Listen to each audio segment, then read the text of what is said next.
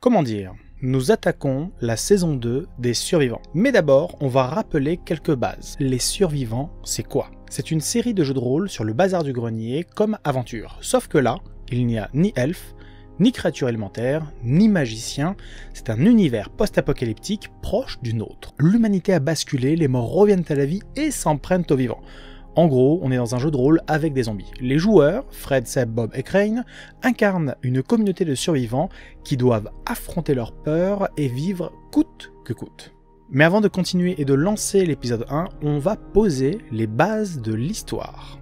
C'est la fin de l'hiver, la neige et la brume occupent le paysage. La communauté des survivants s'est isolée dans les îles côtières de la Norvège. Ça n'a malheureusement duré qu'un temps. Sans explication apparente, les îles tombent les unes après les autres sous le coup de l'infection.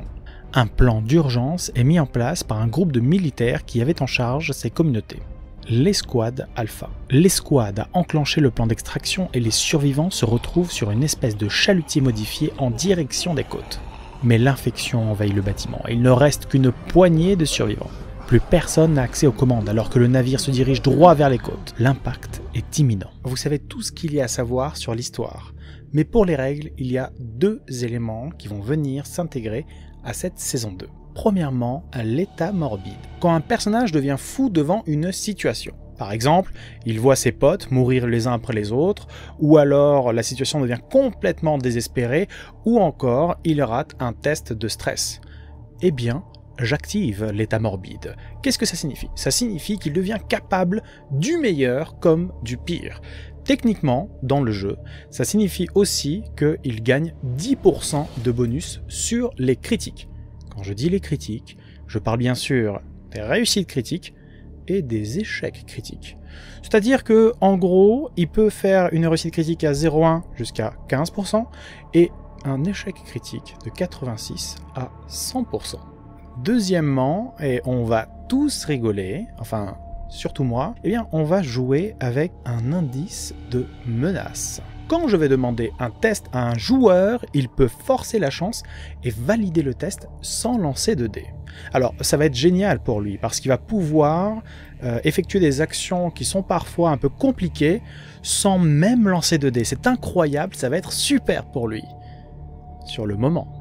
Parce que cet indice de menace gagne un niveau. Et arrivé à 3 niveaux, je vais pouvoir déclencher les enfers. En provoquant des rencontres terribles, l'arrivée d'une horde, un climat qui change, une quête secondaire. Bref, quelques surprises bien senties. Cette jauge est commune à tout le groupe et les joueurs devront attendre que je déclenche les enfers avant de pouvoir réutiliser l'indice de menace. Ça va donner quelques situations plutôt cocasses. Vous retrouverez chaque semaine les survivants sur la chaîne Bazar du Grenier. Les personnages créés par Fred, avec votre aide pour certains, sont un peu loufoques. Alors, ils vont donner des scènes quelque peu décalées en pleine apocalypse zombie. Et ce n'est pas exclu qu'il y ait d'autres survivants qui les rejoignent en cours de route. Et il va le falloir parce que tout simplement, le monde a bien changé et certains morts-vivants vont réserver quelques surprises. De mon côté, on va avoir des projets annexes et je vous proposerai d'intervenir sur la série. Alors comment ça va se passer? Soit dans mes lives sur ma chaîne Twitch avec d'autres groupes de survivants en mode spin-off, soit en faisant levier sur ce fameux indice de menace, ou encore à travers des rapports de mission que je vous soumettrai. Bref, ça va être beau, ça va être sanglant, j'ai très hâte. Et si toi aussi tu veux survivre à l'apocalypse zombie, partage la vidéo et abonne-toi.